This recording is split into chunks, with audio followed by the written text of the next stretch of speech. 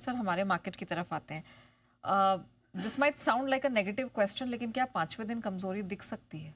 Negative positive का सवाल नहीं है। देखो, जो क्वेश्चन तो क्वेश्चन है, जो पूछना ही पड़ेगा उसमें। भाई आपके हाथ में होता तो आप 4 दिन गिरने देती बिल्कुल नहीं। है ना? आपको पता होता कि आपके एक दिन छुट्टी लेने से अगर मार्केट गिर जाए आप लेती? बिल्कुल नहीं। ठीक। तो फिर क्या, हमारे हाथ में क्या है? जब कुछ है ही नहीं तो सवाल पूछना ही है, तो आप पूछिए बिल्कुल। Absolutely. ठीक है। तो लगातार 5-6 दिन क्या कमजोरी हो सकती है? शुरुआत में तो आज भी कमजोरी के संकेत ही है। देखिए, कोई ऐसा संकेत है नहीं जिससे लगे कि आज मजबूत शुरुआत होनी चाहिए। तो अगर गिफ्ट निफ्टी नहीं खुल रहा मजबूत, तो हम उसको क्या बोले?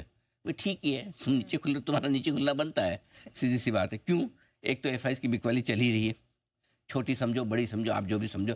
कल की बिकवाली मैं बड़ी मानता हूँ। आप पूछो, अरे 3500 करोड़ कहाँ से बड़ी हो गई भाई? एग्जैक्टली। लेकिन सामने घरेलू फंड का भी तो छोटा है ना, 1212 करोड़ का। तो आप कंपेयर तो उससे करोगे ना, करेक्ट। कि सामने कौन कितना।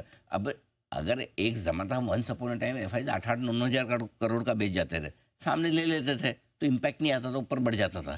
तो आपके सामने मुकाबला करने वाला कौन सा है भाई? आप 55 किलो वर्ग वाले को 90 किलो वर्ग से लड़वाओगे तो कुश्ती बराबर नहीं है ना। करेक्ट। तो इसलिए यहाँ पे अब थोड़ी कमजोरी वाले मामले बढ़ रहे हैं। 4 दिनों की गिरावट और कल की खराब क्लोजिंग से फिर से निफ्टी टेक्निकली कमजोर है, बराबर है। पिछले दिन के लो के नीचे हुआ है निफ्टी, पिछले दिन के लो के नीचे बंद हुआ है बैंक निफ्टी, तो खराब तो हो ही गए हम टेक्निकली। ठीक है, ऐसे में तेजी की उम्मीद तो मुझे तो नहीं है।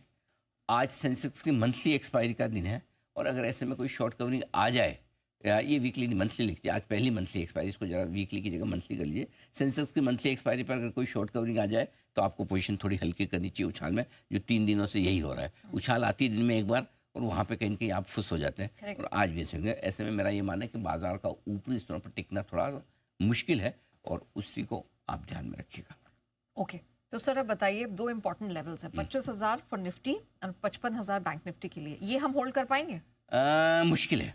निफ्टी 25,000, बैंक निफ्टी 25,000 साइकोलॉजिकली और डेटा दोनों के लिहाज से इंपॉर्टेंट लेवल है। डेटा के लिहाज से इसलिए है कि 25,000 के पुट पर और 55,000 के पुट पर पोजीशन तो है ना, अच्छी खासी है। 25,000 के पुट पर 1,07,00,000 शेयर है, जबकि कल ही नई सीरीज की शुरुआत हुई है जो मंथली भी है। सेंसेक्स तो ऑलरेडी मंथली सीरीज में चल ही रहा है। अच्छा, और 55,000 के पुट पर भी 12 लाख शेयर है बैंक निफ्टी में। सो मेरे ख्याल से मनोवैज्ञानिक लेवल और साइकोलॉजिकली, और दोनों डेटा के लिहाज से इंपॉर्टेंट है। आ, आज ऑनेस्टली आप मुझे पूछे तो इन दोनों लेवल को तोड़ना है तो इससे बढ़िया दिन नहीं मिलेगा। अच्छा। आज संकेत तो सारे हैं आपके पास में तोड़ने, सिर्फ एक ही एक आप ये मान लो 25,450 से घट के हम 25,000 के आसपास आ गए, 450 पॉइंट घट गए, 1,000 पॉइंट बढ़े थे, लगभग आधे घट गए, वो और क्या, इतना क्या गिरेंगे? वो आप सोच के रुको तो अलग बात है।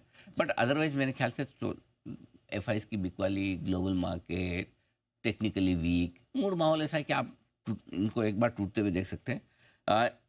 इम्पोर्टेंट ये टूटना नहीं है, क्या इसके नीचे टिककर बंद होते हैं क्या नीचे, तो वो देखना ज़रूर होगा कि नीचे टिकते हैं, यानी एक बार पहुंचेंगे तो जरूर नीचे तो आएंगे। ओके, तो सर अब बड़ा सपोर्ट कहाँ है? 25,000 के टूटने के बाद निफ्टी पर बड़ा सपोर्ट 24,800 24,950 की रेंज का रहेगा। बैंक निफ्टी पर 54,575 54,700 की रेंज का रहेगा। रिकवरी आई तो इस रिकवरी में आपको क्या करना है? 25,150 25,275 की रेंज में आपको बेचना है। बैंक निफ्टी पर 55,500 55,675 की रेंज में आपको बेचना है ऊपर की तरफ। ओके सर, ये तो लेवल्स हो